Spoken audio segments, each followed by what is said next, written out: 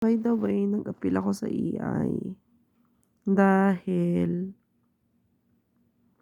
siguro hindi nila naunawaan na kung ang dami kong pinasa na proof sa mga bagay-bagay, kitang-kita.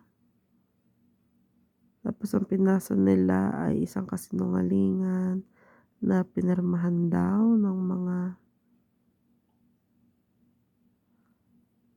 katrabaho ko.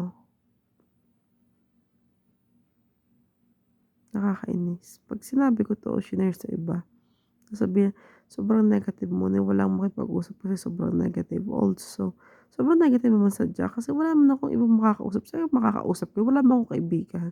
Meron ka man ng kaibigan, sometimes traitor. Wala namang makikinig sa akin. Sarili ko, nakakaluka na ditong mag-isa. Lagi nasa loob ng bahay.